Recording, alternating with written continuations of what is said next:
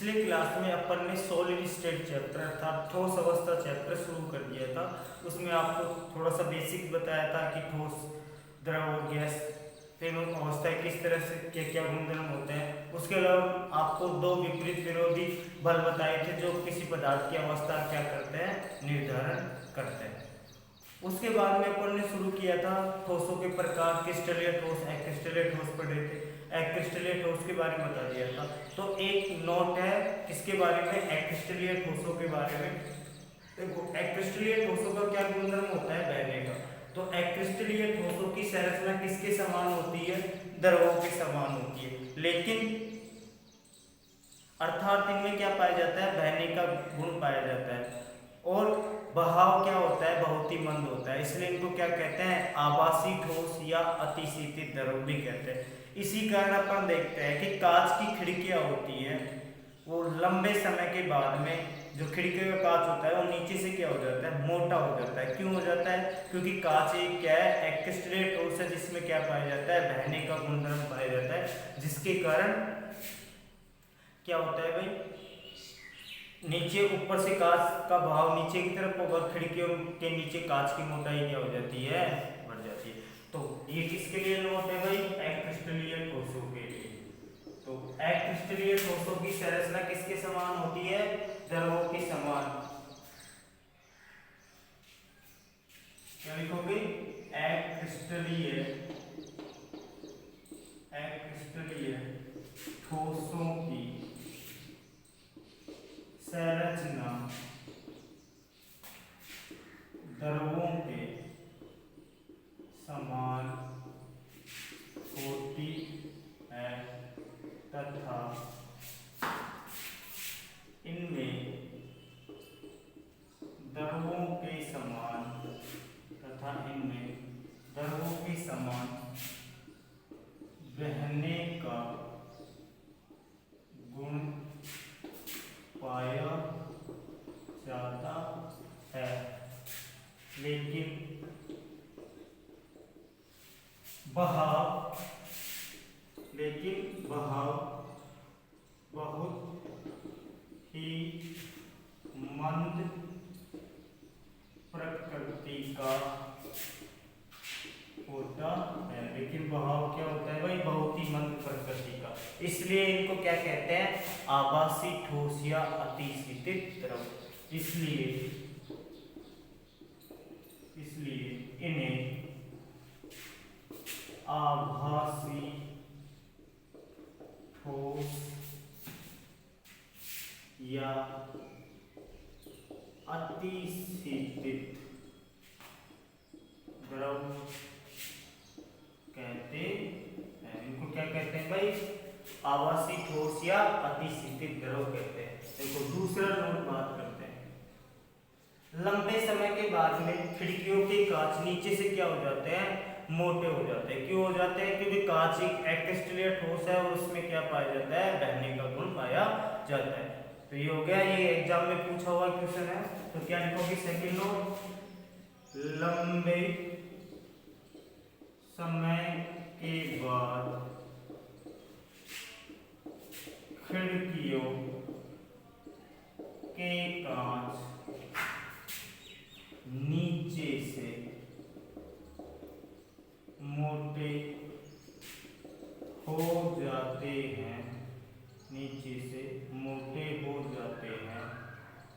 क्योंकि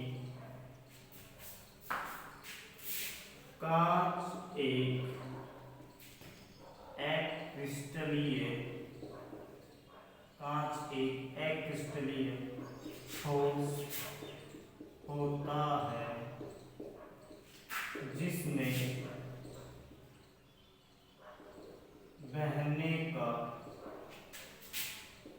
गुण पाया जाता है। कांच कैसा होता है भाई, एक्रिस्टलीय ठोस होता है जिसमें बहने का गुण पाया जाता है। इस कारण से कांच की खिड़कियों के ऊपर से भाग नीचे की तरफ होगा और आपके कांच खिड़कियों को कांच की मोटाई नीचे से क्या हो जाएगी, अधिक हो जाएगी। तो ये थे, एक नोट था क्या, एक्रिस्टलीय ठोसों की संरचना किसके समान होती है भाई, द्रवों के समान होती है। तथा इनमें द्रवों के समान बहने का गुण पाया जाता है, लेकिन बहाव बहुत ही मंद प्रकृति का होता है, इसलिए इनको क्या कहते हैं, आभासी ठोस या अतिशीतित द्रव कहते हैं। लंबे समय के बाद खिड़कियों के कांच नीचे से मोटे हो जाते हैं, क्योंकि कांच एक अक्रिस्टलीय ठोस होता है जिसमें बहने का क्या पाया जाता है, गुण पाया जाता है। तो ये क्या थे, अक्रिस्टलीय ठोसों के बारे में कुछ नोट, एक बार इसे नोट करिए। फिर अपन पढ़ते हैं क्रिस्टलीय और अक्रिस्टलीय ठोसों में अंतर।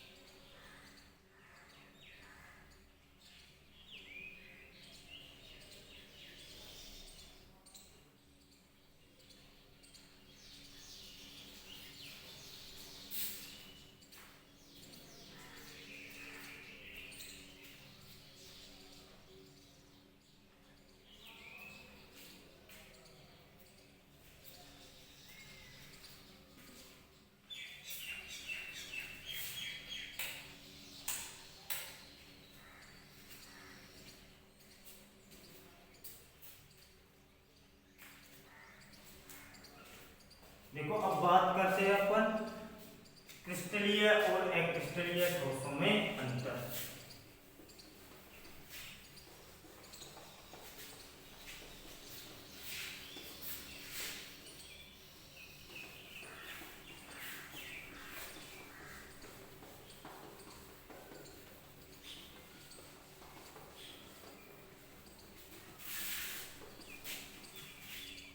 देखो अब बात करते हैं अपन क्रिस्टलीय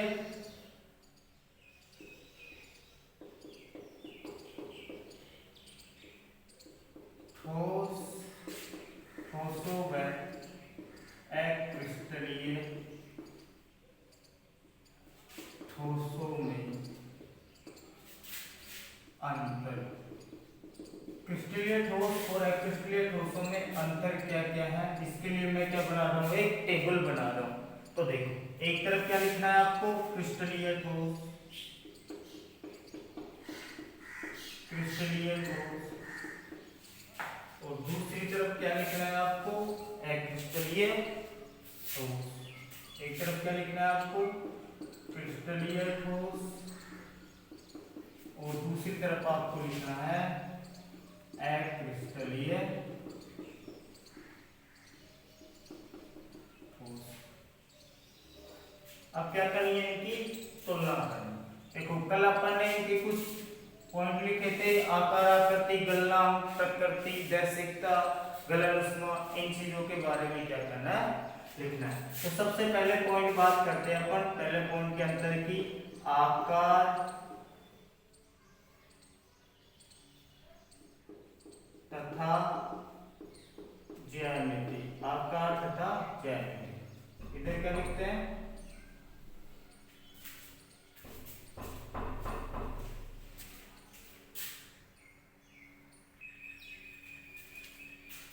अपन बात कर रहे थे किसकी, क्रिस्टलीय ठोसों व क्रिस्टलीय ठोसों में अंतर। तो सबसे पहले बात करते हैं आकार तथा ज्यामिति की। तो देखो क्रिस्टलीय ठोसों का आकार तथा ज्यामिति क्या होती है भाई, निश्चित होती है। क्या होती है, निश्चित होती है। आकार तथा ज्यामिति कैसी होती है, निश्चित। और जबकि अक्रिस्टलीय ठोसों की कैसी होती है भाई, आपकी अनिश्चित होती है। कैसी होती है, अनिश्चित होती है। दूसरी बात करते हैं किसकी, इनके अवयवी कणों की व्यवस्था। अवयवी कणों की व्यवस्था, क्या बात करते हैं भाई, अवयवी कणों की व्यवस्था। तो देखो जो क्रिस्टलीय ठोस थे उसमें अवयवी कण एक निश्चित क्रम में व्यवस्थित थे, अर्थात क्या थे, दीर्घपरासी। और इनके अंदर अवयवी कण क्या थे, अनिश्चित क्रम में व्यवस्थित थे, अर्थात क्या थे, ये लघुपरासी थे। तो इनमें अवयवी कण क्या थे भाई, अवयवी कण क्या थे, निश्चित व्यवस्था अर्थात दीर्घपरासी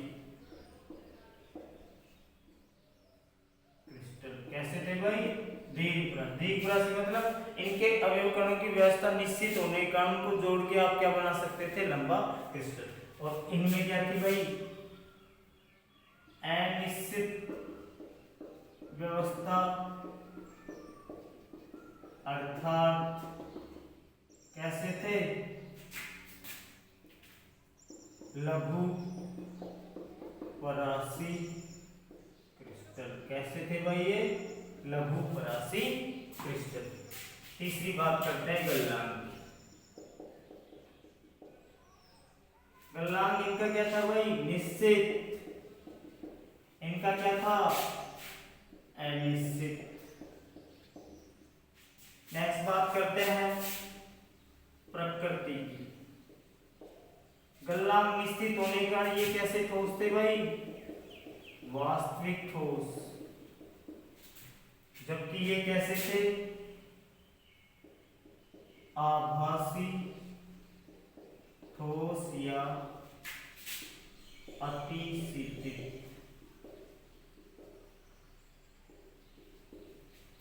द्रव। ये कैसे थे भाई, अतिशीतित द्रव। नेक्स्ट बात करते हैं दैशिकता की। ये कैसे थे भाई, विषम दैशिक। और ये कैसे थे,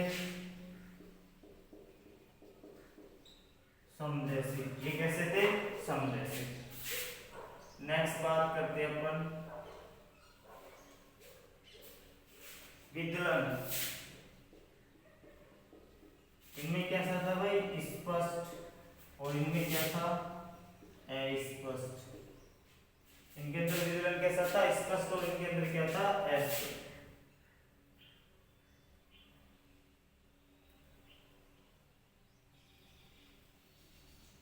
गलन उष्मा इनकी कैसी थी, वही कम थी या अनिश्चित थी।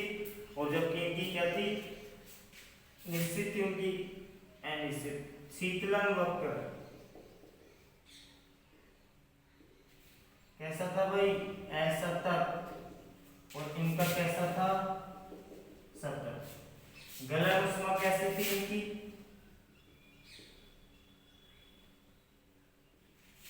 निश्चित।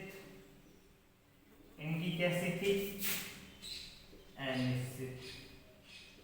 तो अपन ने देखा कि क्रिस्टलीय ठोस और अक्रिस्टलीय ठोसों में अंतर क्या हो गए, आकार और ज्यामिति। क्रिस्टल ठोसों की निश्चित थी, उनकी क्या थी, अनिश्चित। आवयविक कणों की व्यवस्था क्रिस्टलीय ठोसों की थी, निश्चित व्यवस्था। इसके कारण इनको क्या बोल रहे थे, द्विपरासी क्रिस्टल। और इनकी व्यवस्था कैसी थी, अनिश्चित थी, अर्थात ये कैसे थे, लघुपरासी क्रिस्टल।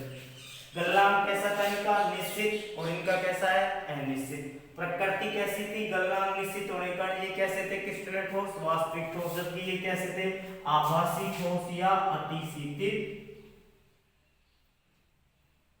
आभासी ठोस या अतिशीतित द्रव।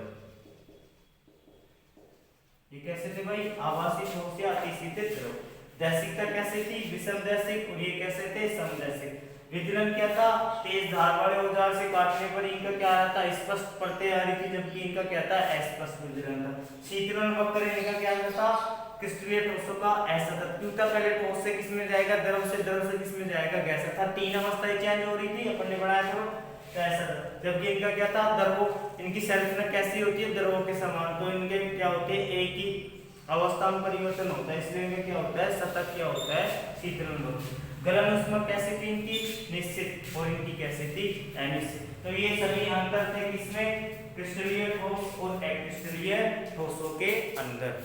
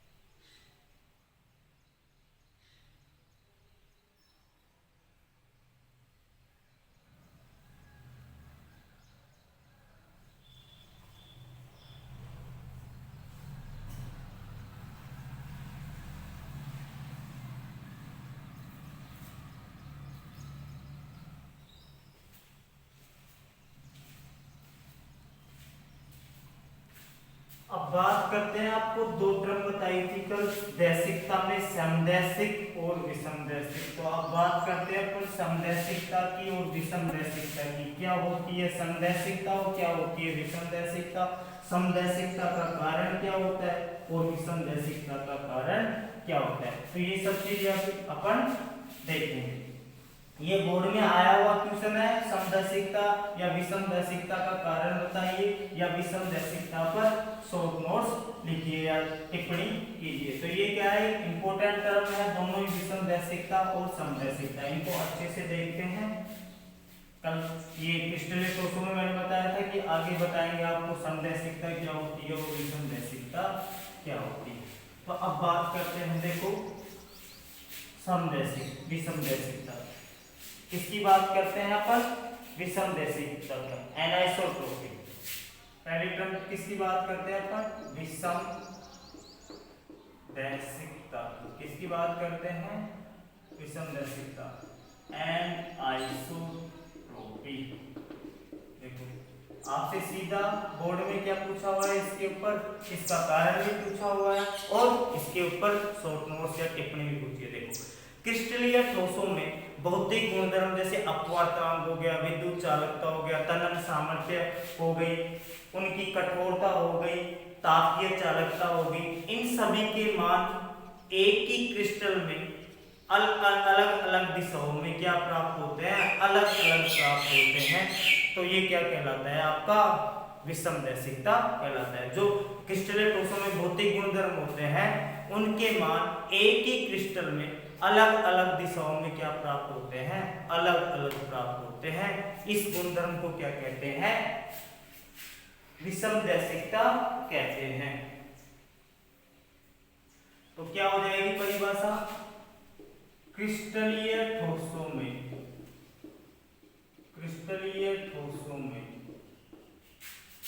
भौतिक गुणधर्म जैसे अपवर्तनांक, तापीय चालकता, कठोरता, तन्य सामर्थ्य,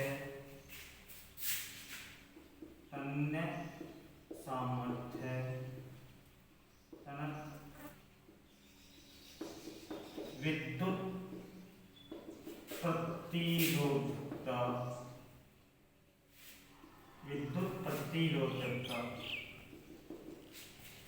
क्रिस्टलीय ठोसों में भौतिक गुणधर्म जैसे आपका अपवर्तनांक हो गया, तापीय चालकता हो गया, कठोरता हो गया, तनन सामर्थ्य, विद्युत प्रतिरोधकता आदि के मान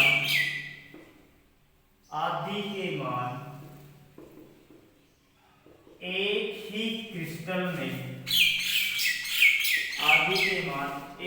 क्रिस्टल में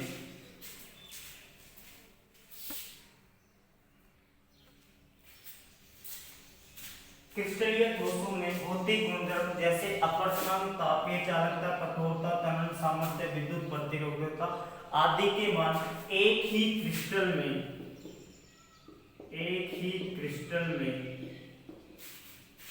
भिन्न भिन्न दिशाओं में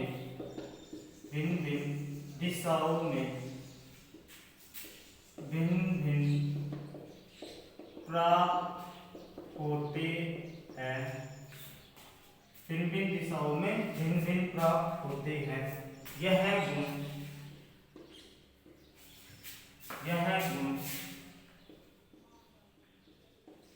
विषमदैशिकता कहलाता है। क्या कहलाता है भाई, क्रिस्टलीय ठोसों में भौतिक गुणधर्म जैसे अपवर्तनांक, तापीय चालकता, कठोरता, तनन सामर्थ्य, विद्युत प्रतिरोधकता आदि के मान एक ही क्रिस्टल में भिन्न दिशाओं में क्या प्राप्त होते हैं, भिन्न प्राप्त होते हैं और यह गुण क्या कहलाता है, विषमदैशिकता कहलाता है। जैसे मैं बात करूं विषमदैशिकता के कारण की, अब पढ़ते अपन विषमदैशिकता का का कारण, विषमदैशिकता का कारण। तो देखो मैं पहले डायग्राम बना रहा हूं आपको, फिर क्या बताऊंगा, उसका कारण बताऊंगा। ये कोई क्या है, क्रिस्टल है, जिसमें ये दो प्रकार के जैसे क्या है, अवयवी कण है।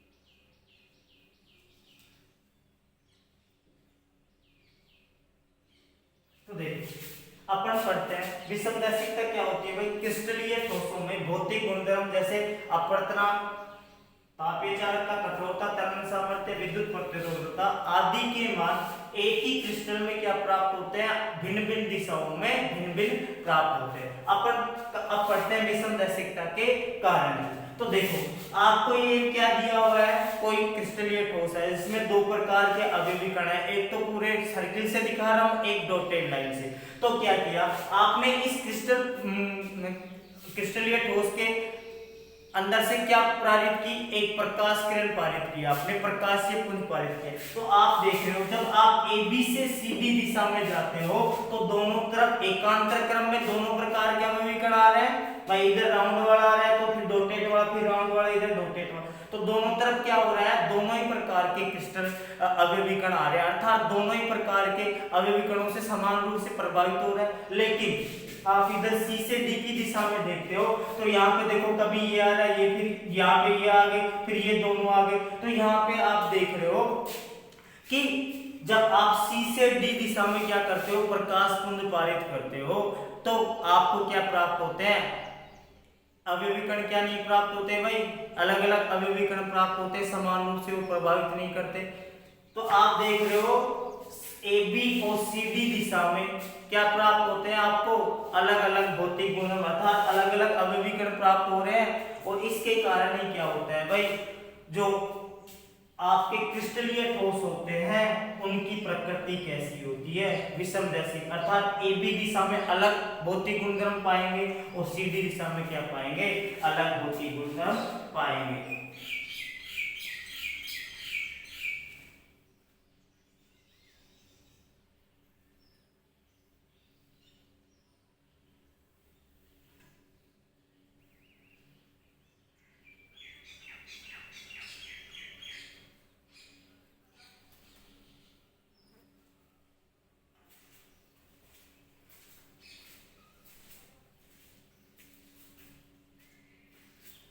अब लिखते हैं अपन विषमदैशिकता का कारण। एक बार इस डायग्राम को और इसको क्या करो, नोट करो। अपन बात करते हैं कारण की, बात करते हैं।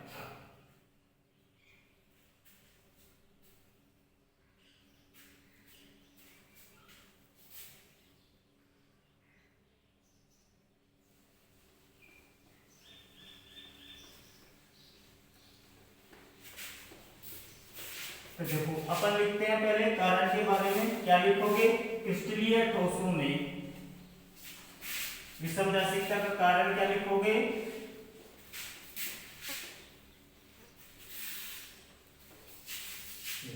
विषमदैशिकता का कारण क्या लिखोगे,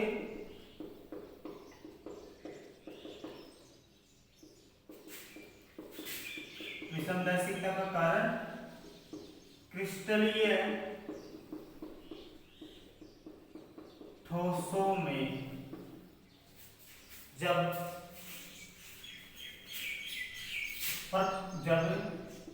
प्रकाश पुंज को AB दिशा में गुजारते हैं,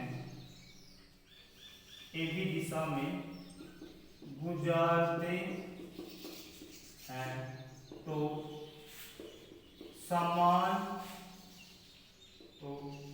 समान प्रकार के अवयवी कण समान प्रकार के अवयवी कण आते हैं तथा जब सीधी दिशा में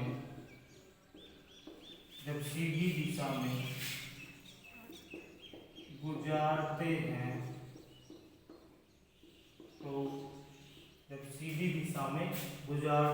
तो अवयवी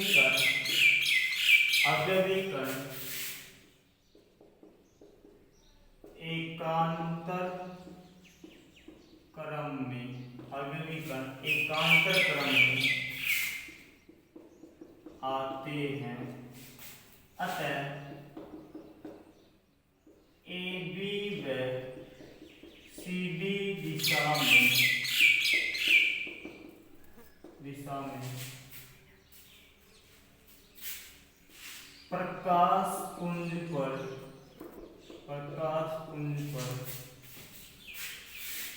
अवयवी कणों के क्या पड़ता है भाई, अलग अलग प्रभाव पड़ता है अवयवी कणों का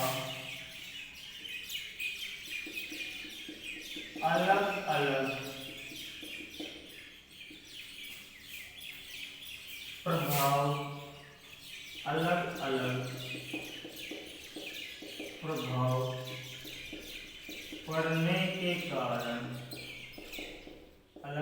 प्रभाव पड़ने के कारण इनके अपवर्तनांक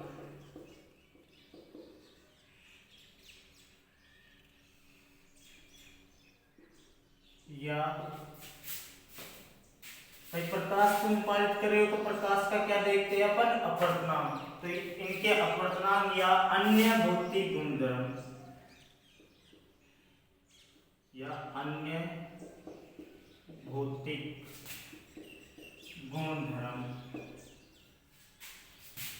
ए बी व सी डी दिशा में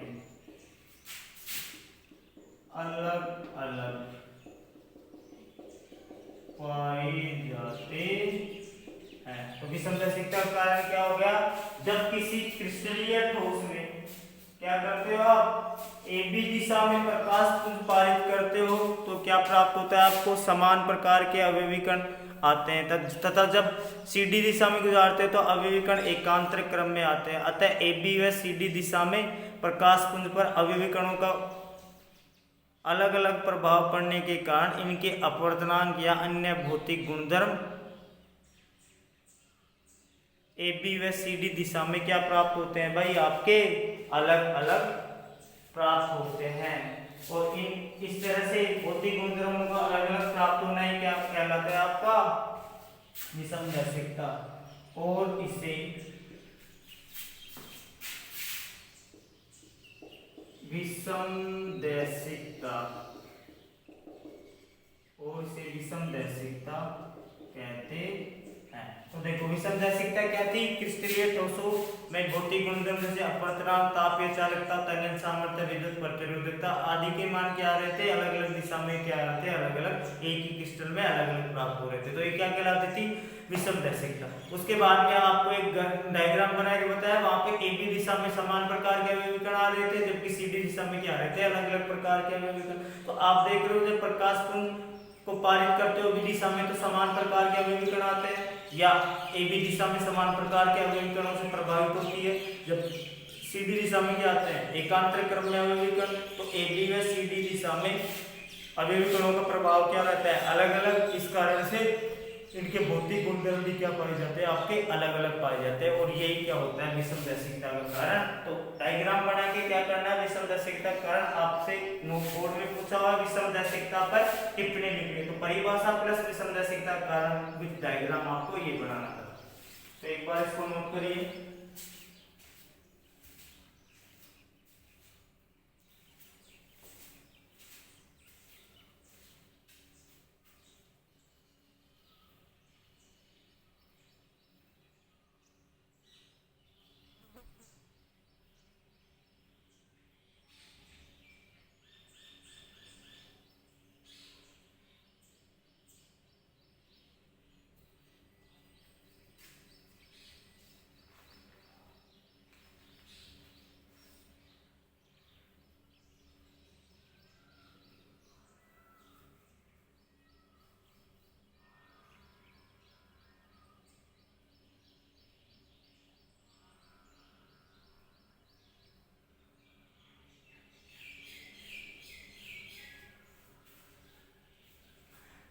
बात करते हैं अपन समदैशिकता की, आइसोट्रोपी की।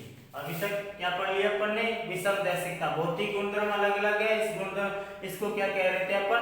विषमदैशिकता। अब बात करते हैं अपन समदैशिकता। समदैशिकता क्या था भाई? अक्रिस्टलीय ठोसों का क्या था?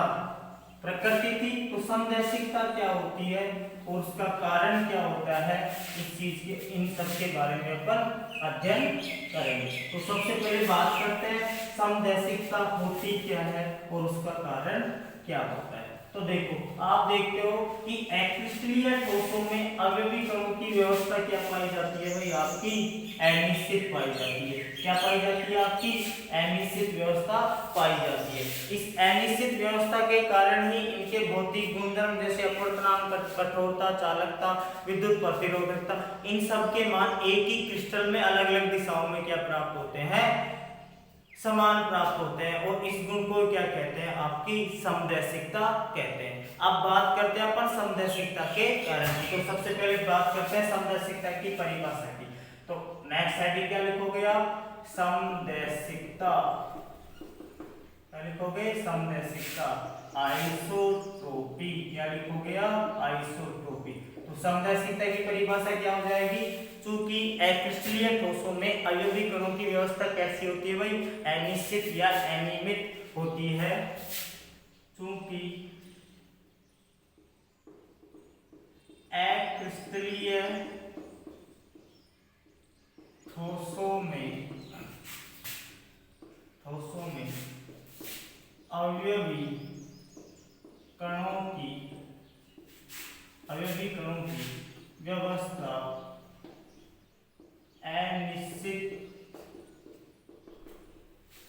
अनिश्चित तथा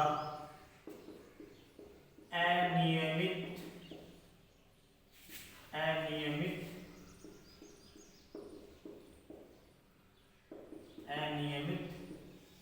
क्रम में होती है। क्या होती है भाई? अवयवी कणों की व्यवस्था कैसी होती है भाई? अनिश्चित या अनियमित होती है। इस कारण इनके भौतिक गुणधर्म जैसे क्या कहते भाई? कठोरता, अपवर्तनांक, तनन सामर्थ्य,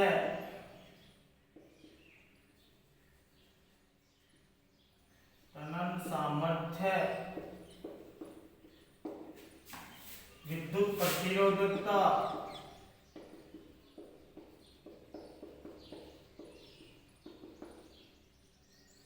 आदि के मान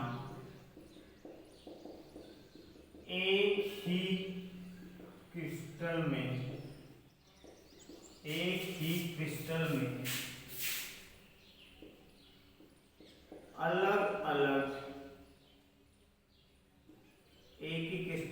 अलग अलग दिशाओं में समान प्राप्त होते हैं। यह गुण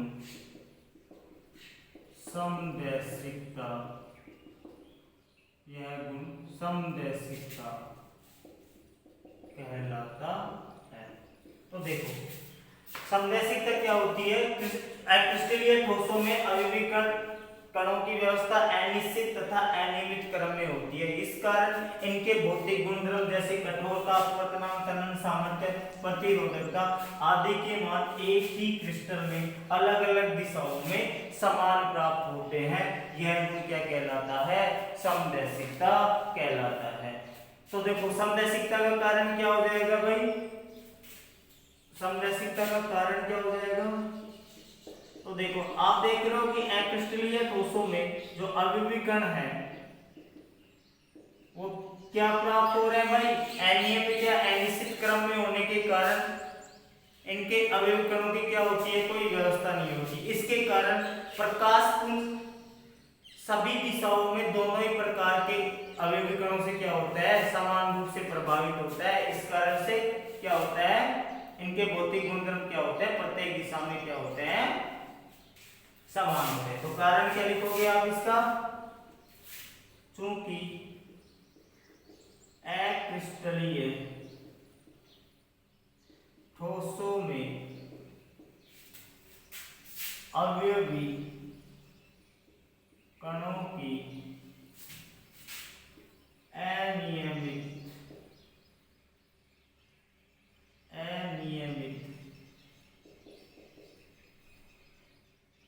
व्यवस्था होने के कारण, अनियमित व्यवस्था होने के कारण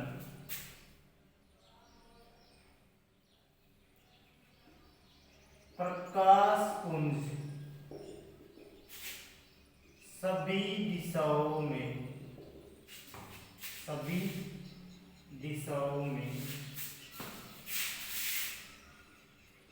दोनों प्रकार के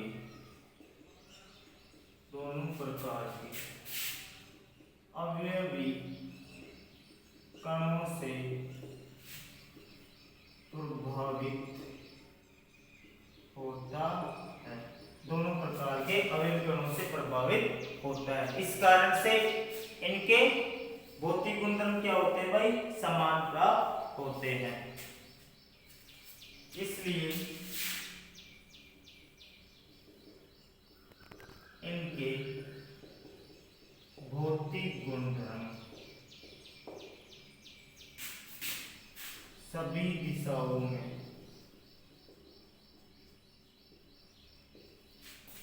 समान प्राप्त होते हैं।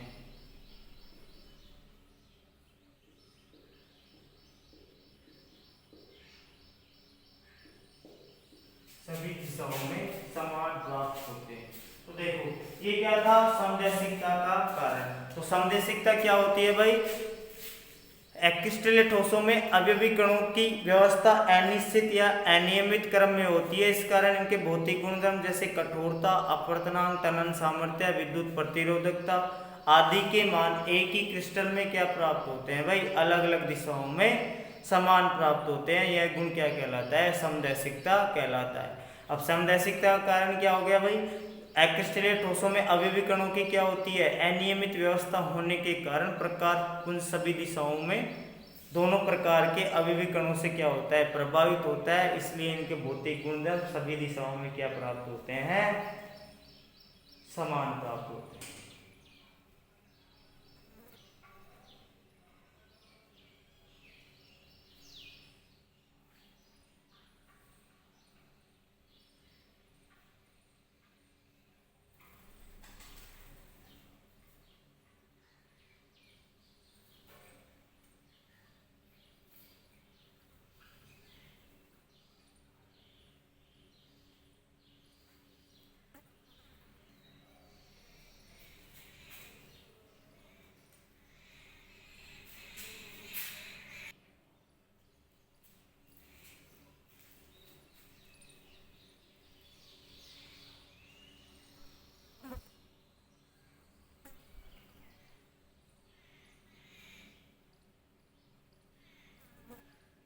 अब बात करते हैं नेक्स्ट टॉपिक, विभिन्न बंधन बलों के आधार पर ठोसों का वर्गीकरण। मतलब अभी अपन ने मेनली दो ठोस पढ़े, क्रिस्टलीय ठोस और अक्रिस्टलीय ठोस, उनके बारे में जानकारी प्राप्त की। अब पढ़ेंगे भाई ठोसों के मध्य क्या होते हैं, विभिन्न पदार्थों के मध्य बल कितने प्रकार के होते हैं, उनके आधार पर भी ठोसों का क्या किया गया, वर्गीकरण किया गया। तो वहां से आपको एग्जाम्पल में क्या पूछ लेते हैं, एग्जाम में एग्जाम्पल पूछ लेते हैं। जैसे आपके पिछले साल बोर्ड में पूछा था हीरे का एग्जाम्पल, तो वहां से पूछा था आपसे नेटवर्क ठोस या सहसंयोजी ठोस का उदाहरण क्या होता है। तो क्या होता है, हीरा क्या होता है, सहसंयोजी ठोस का उदाहरण। तो अपन सभी प्रकार के ठोस पढ़ेंगे बंधन बलों के आधार पर, तो इसको नोट कर लिया होगा।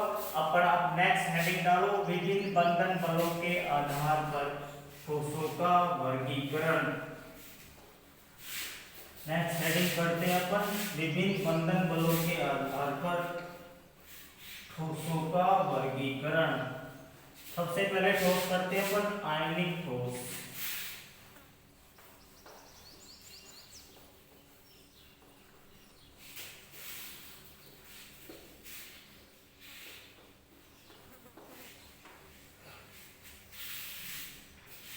देखो नेक्स्ट बात करते हैं अपन, हेडिंग डालिए विभिन्न बंधन बलों के आधार पर ठोसों का वर्गीकरण। विभिन्न बंधन बलों के आधार पर ठोसों का वर्गीकरण। देखो अब ठोस इनके आधार पर कितने प्रकार के होते हैं वो सारे पढ़ेंगे। तो सबसे पहले अपन बात करते हैं आयनिक ठोसों की। तो पहला प्रकार क्या हो गया, आयनिक ठोस। क्या हो गया भाई, आयनिक ठोस, आयोनिक सॉलिड। तो अब बात करते हैं इसके गुणधर्म की और इसके एग्जाम्पल की। आपसे एग्जाम में क्या पूछ लेते हैं, इनके एग्जाम्पल पूछ लेते हैं। तो सबसे पहले आयनिक ठोसों के बारे में सुनो। आयनिक ठोस कौन से होते हैं, वे ठोस जिनमें अवयवी कण क्या होते हैं, आयन होते हैं, या तो धनायन और ऋणायन होते हैं। इन आयनों के मध्य कौन सा बल होता है, स्थिर वैद्युत आकर्षण बल होता है। और ये आपस में क्या होते हैं, स्थिर वैद्युत आकर्षण बल के द्वारा एक दूसरे से बंधे रहते हैं। आयनिक ठोस कैसे होते हैं, कठोर होते हैं तथा भंगुर होते हैं। ये क्या होते हैं भाई, इनके गलनांक क्वथनांक के मान क्या होते हैं, उच्च होते हैं। ठोस अवस्था में आयनिक ठोस विद्युत के क्या होते हैं, कुचालक होते हैं। ध्यान रखना, ठोस अवस्था में आयनिक ठोस क्या होते हैं, विद्युत के कुचालक। क्यों क्यों होते हैं विद्युत के कुचालक, क्योंकि इनमें ठोस अवस्था में मुक्त आयन स्वतंत्र गति के लिए क्या नहीं होते, उपलब्ध नहीं होते। नेक्स्ट पॉइंट सुनना, जबकि आयनिक ठोसों का जलीय विलयन क्या होता है, विद्युत का सुचालक होता है। क्यों होता है, क्योंकि जलीय विलयन में स्वतंत्र गति करने के लिए मुक्त आयन उपलब्ध हो जाते हैं। समझ गए। उदाहरण आपका हो गया NaCl, KCl। तो पहली बात, एक पॉइंट सबसे अच्छा है कि आयनिक ठोस किस अवस्था में, गलित अवस्था में या जलीय अवस्था में तो विद्युत के सुचालक होते हैं। लेकिन आपके ठोस अवस्था में विद्युत के कुचालक क्यों होते हैं, तो मुक्त आयन अवेलेबल नहीं होंगे तो वो कुचालक हो जाएंगे। जबकि द्रव अवस्था में मुक्त आयन होने के कारण क्या होते हैं, सुचालक होते हैं। और ये किसके अंदर घुलनशील होते हैं भाई, ध्रुवीय विलायकों में क्या होते हैं, घुलनशील होते हैं। तो पहला पॉइंट क्या हो जाएगा, इनके गुण। फर्स्ट पॉइंट क्या हो जाएगा, आयनिक ठोसों में, आयनिक ठोसों में अवयवी कण, आयनिक ठोसों में अवयवी कण आयन धनायन तथा ऋणायन होते हैं,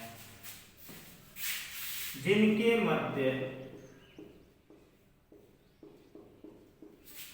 प्रबल स्थिर वैद्युत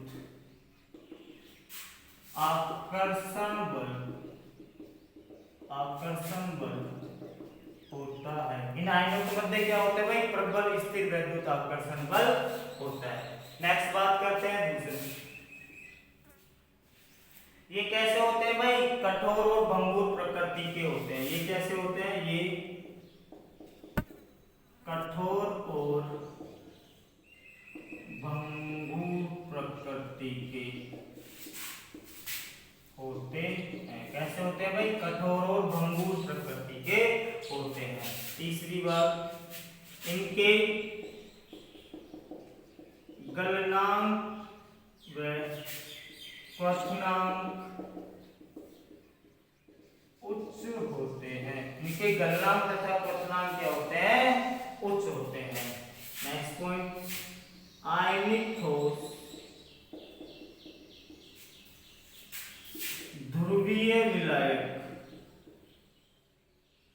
आयनिक ठोस ध्रुवीय विलायक। ध्रुवीय विलायक समझते हो, H2O जैसे ध्रुवीय विलायक जैसे H2 में घुलनशील होते हैं। आयनिक ठोस क्या होते हैं भाई, ध्रुवीय विलायकों में घुलनशील होते हैं। नेक्स्ट बात करते हैं अपन, आयनिक ठोस ठोस अवस्था में क्या होते हैं, विद्युत कुचालक। ठोस अवस्था में इन दो पॉइंटों को ध्यान रखना। ठोस अवस्था में आयनिक ठोस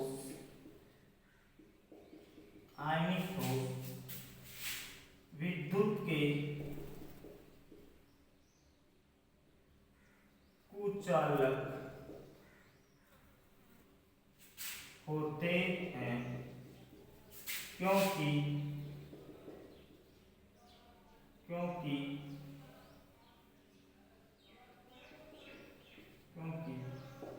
ठोस अवस्था में मुक्त आयन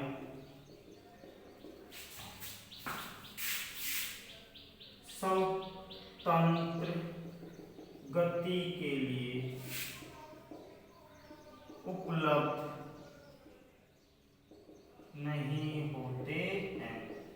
तो आपके जो ठोस अवस्था में क्या होता है, जो मुक्त आयन होते हैं वो क्या नहीं होते, स्वतंत्र गति के लिए उपलब्ध नहीं होते या गति करने के लिए उपलब्ध नहीं होते। जबकि इनका जलीय विलयन क्या होता है, विद्युत का सुचालक, क्योंकि जलीय विलयन में क्या है, मुक्त गति करने के लिए क्या होता है, स्वतंत्र होता है।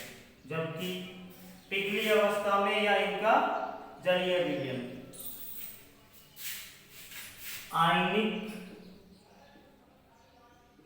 ठोसों का जलीय विलयन या आप कह सकते हो पिघली अवस्था जलीय विलयन विद्युत का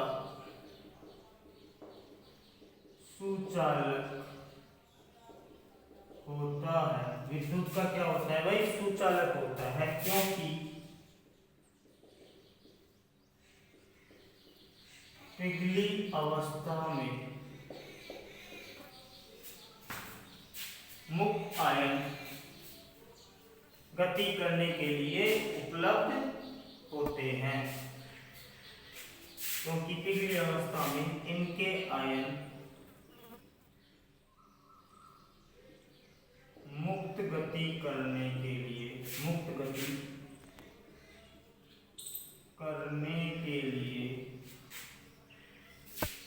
स्वतंत्र होते हैं। तो पिघली अवस्था में क्या होता है भाई, मुक्त गति करने के लिए इनके आयन क्या होता है, स्वतंत्र होते हैं। तो ध्यान रख रहे हैं दोनों पॉइंटों की। आयनिक ठोस किस अवस्था में विद्युत के सुचालक होते हैं, जलीय अवस्था में। क्यों होते हैं, क्योंकि फ्री आयन क्या हो जाते हैं, available. Example NaCl, KCl, CuSO4, Na2SO4, Al2SO4 ये सभी क्या होते हैं भाई, आपके KClO3 सभी क्या होते हैं, आपके आयनिक ठोसों के उदाहरण होते हैं। तो इस तरह से आयनिक ठोस क्या होते हैं भाई, इनमें आयनिक ठोसों में अवयवी कण क्या होते हैं भाई, आयन होते हैं, या तो धनायन और ऋणायन होते हैं। और इनके मध्य क्या, कौन सा बल होता है, प्रबल स्थिर वैद्युत आकर्षण बल से क्या होते हैं, बंधे होते हैं, या इनके मध्य प्रबल स्थिर वैद्युत प्रबल स्थिर वैद्युत आकर्षण बल, स्थिर, इनके मध्य क्या होता है भाई, प्रबल विद्युत स्थिर आकर्षण बल होता है, जिसके द्वारा इनके आयन क्या होते हैं, आपस में बंधे होते हैं। ये कैसे होते हैं भाई, कठोर और भंगुर प्रकृति के होते हैं। इनके गलनांक तथा क्वथनांक क्या होते हैं, उच्च होते हैं। आयनिक ठोस ध्रुवीय लायक जैसे H2O में क्या होते हैं, घुलनशील होते हैं। दोनों पॉइंट लास्ट वाले इंपॉर्टेंट है। ठोस अवस्था में आयनिक ठोस क्या होते हैं, विद्युत के कुचालक होते हैं, क्योंकि ठोस अवस्था में मुक्त आयन स्वतंत्र गति के लिए उपलब्ध नहीं होते। नेक्स्ट पॉइंट है, आयनिक ठोसों का जलीय विलयन या पिघली अवस्था में क्या होता है, विद्युत का सुचालक होता है, क्योंकि पिघली अवस्था में इनके आयन मुक्त गति करने के लिए स्वतंत्र होते हैं। उदाहरण हो गए NaCl, KCl, CuSO4, Na2SO4, Al2SO4, KCl होते। इस तरह से अपन ने विभिन्न बंधन गुणों के आधार पर पहला ठोस पढ़ लिया, क्या, आयनिक ठोस।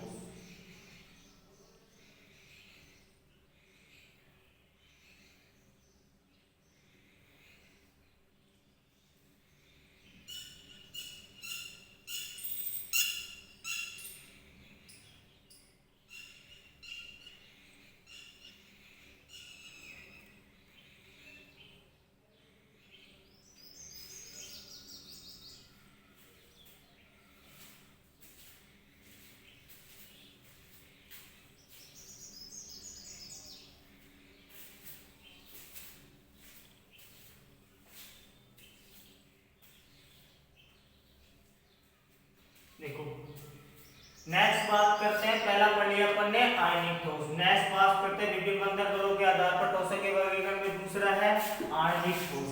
अब आणविक ठोसों के बारे में पढ़ेंगे, आणविक ठोसों के प्रकार पढ़ेंगे।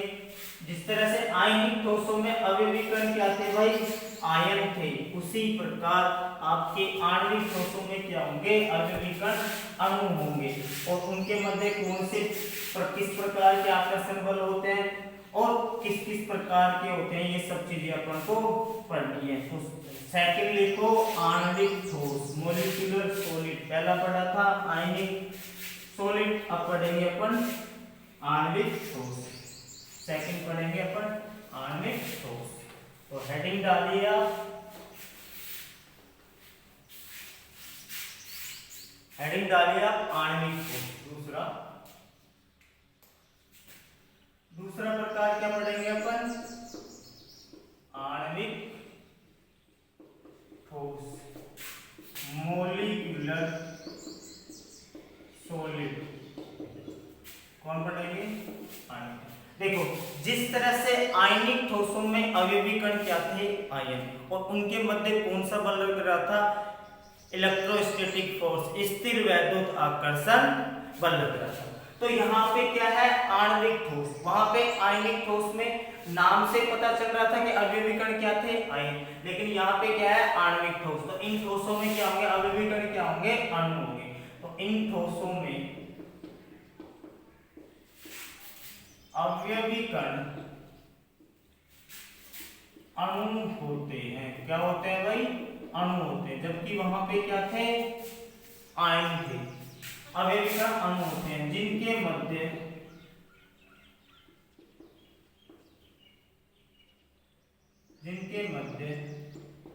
दुर्बल वांडरवाल बल या हाइड्रोजन बंध होता है। इनके मध्य क्या होता है भाई, किससे बंधे होते हैं, तो वांडरवाल बल से, जिनके मध्य दुर्बल वांडरवाल बल या हाइड्रोजन बंध होता है। ये ठोस तीन प्रकार के होते हैं। कितने प्रकार के होते हैं भाई, तीन प्रकार के होते हैं। ये ठोस कितने प्रकार के होते हैं भाई, तीन प्रकार के। पहला होता है अध्रुवीय आणविक ठोस। पहला कौन सा होता है आपका, अध्रुवीय आणविक ठोस। दूसरा कौन सा होता है आपका, ध्रुवीय आणविक ठोस। दूसरा होता है आपका ध्रुवीय आणविक ठोस। और तीसरा होता है आपका हाइड्रोजन आबंधित आणविक ठोस। हाइड्रोजन आबंधित आणविक। तो आणविक ठोसों के अवयवीकरण क्या होते हैं भाई, अणु होते हैं, और इनके मध्य क्या लगा रहता है, वांडरवाल बल या हाइड्रोजन बल। और इसके आधार पर इनको कितने भागों में बांटा गया, तीन भागों में। कौन कौन से, अध्रुवीय आणविक ठोस, ध्रुवीय आणविक ठोस और हाइड्रोजन आबंधित आणविक ठोस।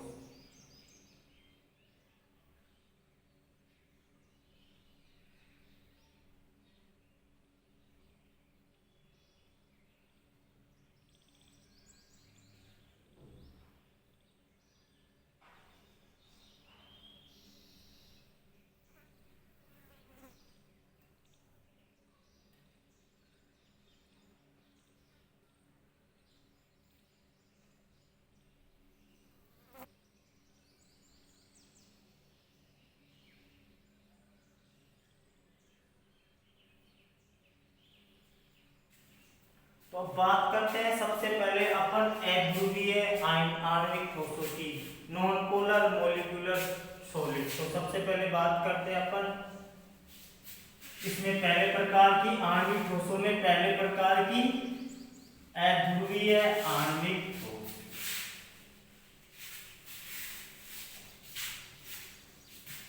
सबसे पहले बात करते हैं अपन अध्रुवीय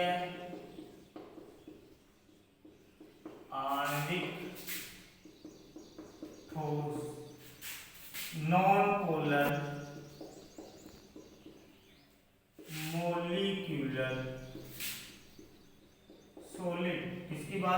अपन अध्रुवीय आणविक ठोसों की।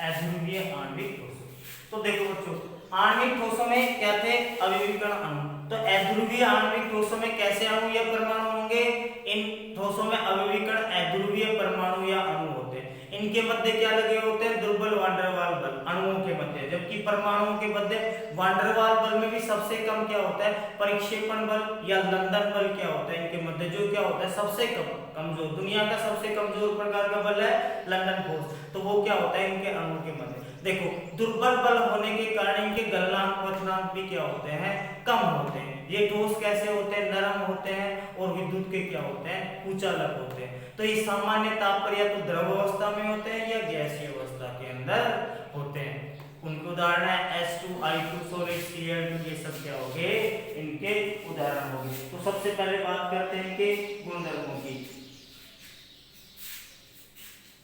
तो गुणधर्म क्या क्या हो जाएंगे, पहला इन ठोसों में अव्यवीकरण अध्रुवीय अणु तथा परमाणु होते हैं। क्या होते हैं भाई, इनके अव्यवीकरण अध्रुवीय अणु या परमाणु होते हैं, जिनके मध्य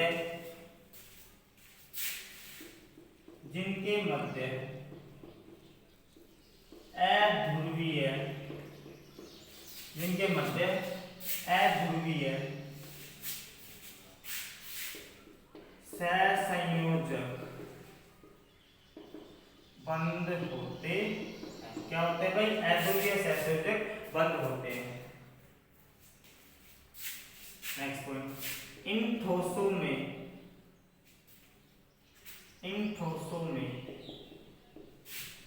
अध्रुवीय अणु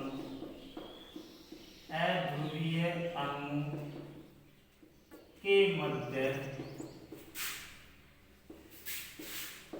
दुर्बल वान डेर वाल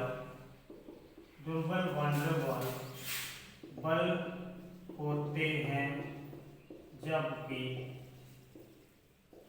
परमाणु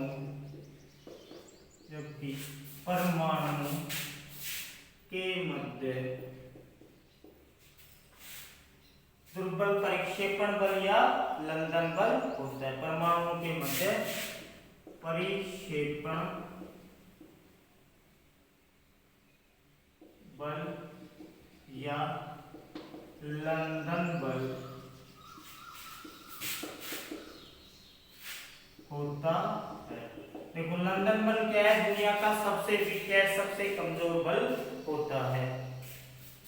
नेक्स्ट वन, दुर्बल बलों के कारण इनके गलनांक और क्वथनांक निम्न होते हैं। क्या होते हैं, अति निम्न, बहुत कम होते हैं। इनके गलनांक और क्वथनांक क्या होते हैं, कम होते हैं। इस कारण ये सामान्य ताप पर द्रव या गैस अवस्था में होते हैं। तो द्रव अवस्था में होंगे या गैस अवस्था के अंदर होंगे। इनके क्रिस्टल कैसे होते हैं, नरम और विद्युत के कुचालक। इनके क्रिस्टल